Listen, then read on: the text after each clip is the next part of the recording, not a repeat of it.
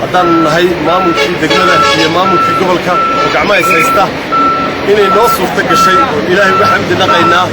wado xadoo ah in annagoo ah maamulkii degmada Boorame iyo maamulkii gobolka Awdal guud ahaan oo gacmaha haysana inay noo suurta gashay wado laami ah oo wadada aan ku wadnay inay noqonayso 2 kiiloomitir iyo badh inta talagalku imika yahay maanta waxa aan isa saarnay ilaa qiyaas 500 oo mitir ah ayaa jeegii waaweynaa iyo kii yaryaraaba la isku daboolay baritana 500 oo kale ayaa 1 kiiloomitir ba ku dhamaan doona sida in maalmaha dambe ku xigana kiiloomitir kale la saari doona 2 kiiloomitir markay isku buuxsamaan haddana halkan baa laga qaadi doona ilaa iyo dooxan qorgaabeed dooxan Amuud taga wadada laamiga Amuud ayaa afka loo saari doona waxaan ku wadnaa qiyaastii 3 kiiloomitir in ku dhow 2 kiiloomitir iyo badh waan hubnaa inay 300 ku darsan doonto dambe iyo in kale estimationkii hadda wali ma sugna laakiin waxay wadadani afka saaraysaa wadada seeraha iyo wadada isku xidhaysa jaamacadda wadadeeda laamiga oo qiyaastii 3 kiiloomitir in ku dhow ah ayaa noo suurta gashay wadadani dhammaan wadooyinkii aan samayn jirnay oo dhan way ka duwan tahay wadadan waxa weeyaan markii hore in taageerada ugu weyn waxna siisay maartay USAID oo dhay soo marisay 2 kiiloomitir oo 7 mitir ah waxaanu ku darnay markaanu eegnay wadadani inay main roadkii tahay oo ayna ku filaanaynin 7 mitir waxaanu ku darnay 3 mitir oo ah 3 kiiloomitir soconaya waxaanu ugu talagalnay dhaxdana inay noqoto meel banaan oo biitooyada la saartay markii magaalada ka soo dhamaato xogaa dhaxtaalku ka yar baxaya wadada yaraanaysa intii aan meel wax idinka keeni karno oo idinka keenina wixii aan wax ka qaadnana waxaanu diyaarnahay inaan wax idin soo celino idinna inaan nala xisaabtantaan baanu doonaynaa oo waxaanu idinka soo qaadnay waxaan qabanaynaa adeegtaan cashuurtana aad nala garab taagnaataan hadday idin cashuur bixin waxba ma suurta galayaan maanta waxaan u joognaa waxa weeye wadadii Soomaaliland ugu ballaarnayd ee la dhiso intan بس كسر نقضي مجلس Soomaaliland ولا صار نقض وحنا لنا هاي مرة والله بالشدة عندي هنا ضحوار كسمان ما أنت لنا وحنا نقول دوننا وحوي هنا contribution كدي على صار نقض مال والله ما كمان هذين contribution كلنا لو إحنا نقرأ ساعين وحي ملا أول يوم نقض وحنا لا أنا والله هاي دولتي أنت هذا سنة ما الدورنا أي راتو سيدا الأكل وحن دونينا إن contribution كا أتحوجسان وحكلون دونينا إن إلى شتان أو إذنك على وحن أنا وحن نقلنا هون هول فري لنبرنا نحي عند وحن الله قوانا وحوي والشعب والدقمة البورمة ديجان كدقمة البورمة كلها وحن دونينا إذنك على إن إذنك إلى شتان وحكست أو نجاجليا أو تعبا ما حوله إن ضد القاطان أو أتكيستان إمي contribution جي حافظني وحنا كتشوجا فوق حامل تقولون وحي حاجة كسر حاجة contribution لنا ما هيو والبرشة وحنا لا نودي يرجعون contribution كينو غيرتنا ديار النقطة أنا قلنا وحنا ديار لنا هاي وحي وحقبضة عشورتها النجا ورورنا بقول كي بشني اللي ما تضبطت نديك نقص النقنايسة نقطة ديار بانونا هاي لحسابتنا ديار بانونا هاي ولكن وحنا لا نكسر بحر ووطدي وطنها قلم بقى لقول ريوني قلم بقى وطداس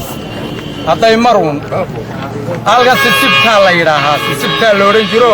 تدكي كوتشة شباب مركز رولو بير كودان إن بدن بقى ما تقول يامينا ما توات هذا الله مدين لقول شغي وإلهي مهدي ما ضحدنا د النصيب وناك إلهي بقى يجعل لك كل مية إن بدن بقى هالش توصعته نصيب وناك قدوميها قبلك وحويان حلبانة الدجاج كلا تورتي عصب قدوميها كل إلهي بقى للسوقي بان وقفر أحسنها in waddadii wadnaha magaalo waliba waddo wadna ay leedahay waa waddadii wadnaha ee gobolka oo airportkii iyo xidhiidhinaysa jaamacaddii waxa weeye aad iyo aad baan ugu faraxsanahay dadweynuhuna ugu faraxsan yihiin oo waa idinka arkaya aad iyo aad baan madaxdana ugu mahadnaqayaa assalaamu calaykum farxad gaar ah ayay ii tahay runtii farxadda gaarkii waxa weeye mar dhoweyd baanu barasabka ka wada hadlaynoon lahayn maanta maalin ay kaba wanaagsan tahay ma jirto waa mashruucii afraad ee horumar ah kow saaka wuxuu furay barasaabku tababarkii ugu qiimaha badnaa ee loo furo golayaasha deegaanka iyadoo iyadna aan xadhiga laga soo jaray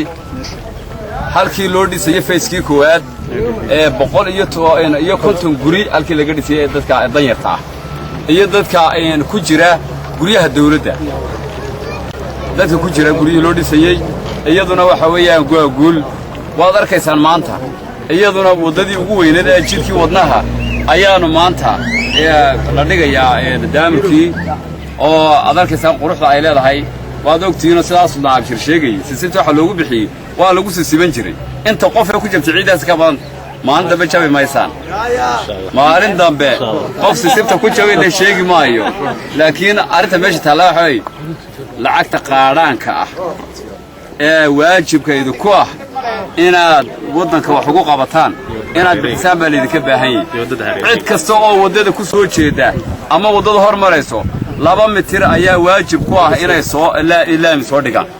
ama sibir ha soo dhigaan ama dhagax ballaaran ha soo dhigaan ama marmar aan lagu jabin ha soo dhigaan laakiin waxa qof walba waxa laga rabaa gurigiisa 2 mitir inuu soo dhiso waxa kale oo sheegayna dadka guryaha dhistay ama dhisan doona geedka lagu horbeerayo gurigu yaanu 2 mitir ka soo hormari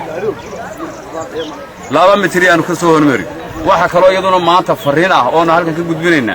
odogeedina maalin dhagaxa baanu bilownay inaanu ka horno guryaha anagu guryaha leeyahay kuma inaan dhisanin dad badan baa runtii ka hadlay oo si khaldan uga hadlay waxaan idin sheegaynaa meeshaan ugu talagalnay waa horumarkaas oo kale ninka gurigiisa dhamaystirmay waar jajabka yare ka soo hadhay haddii aanu ummadda wax ugu qabanno dembiba taasaanu doonaynaa inaanu ka hor qaadno bilicda magaalada waxbay ka taraysaa horumarkii degmadana waxbay ka taraysaa درينشka lagu sameeynaya xabaalaha hadii ku dumiya lagu dhisaya aakhirana xasanaad bay idin noqonaysaa laakiin qofka xasanaadka ka hadlay ilaahay soo hanuuniyan leeyahay maanta waa farxadii ugu weyn runtii intaas oo mashruuc oo degmadii buurama ka socda بسم الله الرحمن الرحيم اللهم صل على سيدنا محمد وعلى آله وصحبه ميركا ميركا وياها دمان قولها الدقانكا مقالة بورما المراشة كسوغن صلاة للي يرد بعض الصحافة دا هيغن كوا هنتي صحافة waxay ka mid tahay quruxda iyo bilicda oo kuwa soo saara magaalada iyo wanaagga iyo horumarka iyo samaha intaba waa kuwa soo saara runtii waxay mudan yihiin tilmaan gaar ah in la tilmaamo runtii aad iyo aad baa bulshada meesha ku sugan oo dhan u salaamaya waa xaqiiqa in mayorku sidaa uu sheegay hadeer baan kula qabsamay waxaan ku idhi markaan waddada arkay quruxdeeda بلعيدا ديرر كذا أنا أنت بصومري وعد ما أنت وحيدين تاي فرحت قار كنت فرحت قار بيدين تاي سببتنا أي تاي أي دريمية وحي الله دورتي أي دتك أي برشاد ودورتي أي إن وسيان عدكودي أي كوبلانقادين إن أي كموتشيان وبلانقاتكي أي كسب حال وحي أوكم قريسة فرحت كنتي واجبكي iyo xilkii ay dadku u eegmadeen darbutay oo waajibkii ka soo baxay ayay noqonayaan waxaan jeclahay bulshada reer awdal khaasatan boorama in ay arkaan horumarka iyo dadaalka ay dhalintii ay soo doorteen ay ku dadaalayaan inay horumariyaan gobolkooda iyo degmadooda waxaa leeyahay kuwa qurbaa jooga جعل وراقة جعل هرمركا دول كودي جعل هرمركا قبل كودي جعل عاصمة دي بورما جعل إن بلعدي يقروح دي أي مغران كلا قايبكا kala qayb gala golaha deegaanka la soo doortay kala qayb gala golaha xukuumadda kala qayb gala sidii ay gobolku ugu horumari lahaa hadday tahay ee loo kobcin lahaa baahiyihiisa infrastructurekiisa waddooyinkiisa magaalooyinkooda gobolkooda degmadiidoodama waxaan leeyahay siyaasaddu waa gaar waxba ma dhisto laakiin waxa dadka horumariya waxaynu maanta u baahanna ee dhabta ah ee reer awdal u baahan yihiin waxa ugu xun waa waddooyinka ugu xun runtii baahi waddooyin baa la qabaa gobollada iyo degmooyinka magaalooyinka uma kala socon kartid waa dhul buuralaya haddaba waxaan odhan lahaa waar ku garab gala dhallinyaro heegan u ah oo golihii deegaanka ah oo bulshadeedii ay soo dooratay oo diyaar u ah inay dhisto oo diyaar u ah inay runtii himiladooda ka midho dhaliyaan ayaa maanta aad haysataan waxaan leeyahay la qabto